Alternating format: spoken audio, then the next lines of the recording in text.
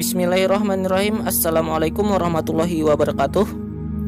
Muammar Muhammad Abu Minyar Qaddafi atau biasa disebut dengan Muammar Qaddafi adalah seorang tokoh revolusi dan politikus asal Libya. Ia berkuasa di Libya sebagai kepala revolusioner Republik Arab Libya dari tahun 1969 hingga 2011. Ia lahir di Sirte, Libya tanggal 7 Juni 1942. Nama Muammar Qaddafi mulai mencuat ketika ia berhasil memimpin kudeta tak berdarah di Libya. Pemuda yang masih berusia 27 tahun itu merebut kekuasaan di Libya dari tangan Raja Idris I hingga akhirnya ia berhasil menduduki kekuasaan di Libya sebagai presiden.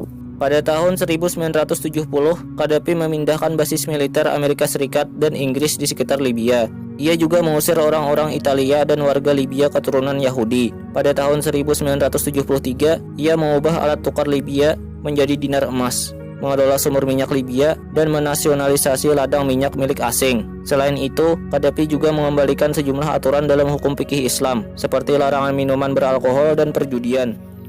Selama berkuasa, Qaddafi banyak membuat kebijakan yang tidak banyak diketahui orang. Di antaranya, tidak ada tagihan listrik di Libya. Listrik digratiskan untuk semua warganya. Tidak ada pinjaman berbunga. Bank-bank di Libya milik negara. Dan pinjaman yang diberikan untuk semua warga Libya dikenakan bunga 0% oleh undang-undang. Rumah dianggap sebagai hak asasi manusia di Libya. Qaddafi bersumpah bahwa orang tuanya tidak akan mendapatkan rumah sampai semua orang di Libya punya rumah. Ayah Qaddafi telah meninggal, sementara dia, istri, dan ibunya masih tinggal di tenda. Semua pengantin baru di Libya menerima uang 60.000 dinar atau 50.000 US dollar dari pemerintah untuk membeli apartemen pertama mereka, sehingga membantu untuk memulai sebuah keluarga. Pendidikan dan perawatan medis gratis di Libya. Sebelum Qaddafi berkuasa, hanya 25% dari warga Libya yang melek huruf. Hari ini angkanya adalah 83%.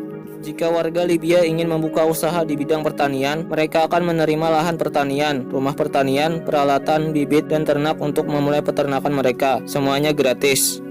Jika Libya tidak dapat menemukan pendidikan atau fasilitas medis yang mereka butuhkan, pemerintah akan mengucurkan dana untuk pergi ke luar negeri. Tidak hanya gratis, tetapi mereka juga mendapatkan uang 2.300 US dollar per bulan, akomodasi dan tunjangan mobil. Di Libya, jika seseorang membeli mobil, pemerintah akan mensubsidi 50% dari harganya. Harga bensin di Libya adalah 0,14 dolar per liter. Libya tidak memiliki uang eksternal dan jumlah cadangannya mencapai 150 miliar dolar. Sekarang dibekukan secara global. Jika orang di Libya tidak mampu mendapatkan pekerjaan setelah lulus sekolah, negara akan membayar rata-rata gaji profesi seolah-olah dia bekerja sampai pekerjaan ditemukan. Sebagian dari penjualan minyak Libya dikreditkan langsung ke rekening bank dari semua warga Libya. Seorang ibu yang melahirkan menerima bantuan 5.000 US dollar. 40 porsi roti di Libya seharga 0,15 dolar. 25% warga di Libya memiliki gelar dari universitas. Qaddafi melaksanakan proyek irigasi terbesar di dunia, dikenal dengan proyek buatan manusia Great River, agar air tersedia di seluruh negara padang pasir.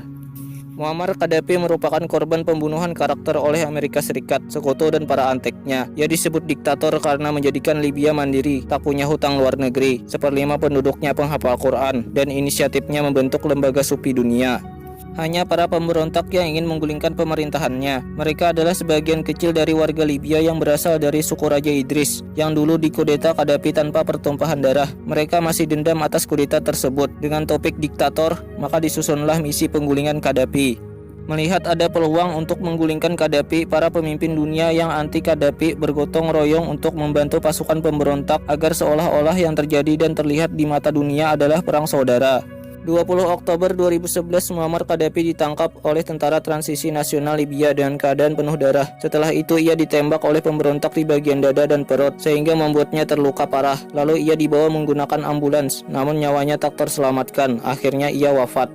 Setelah Muammar Qaddafi meninggal, rakyat Libya menyesal telah menggulingkan pemerintahannya. Keadaan Libya sangat memburuk, perang saudara selalu terjadi, dan kekacauan di mana-mana karena tidak adanya pemimpin.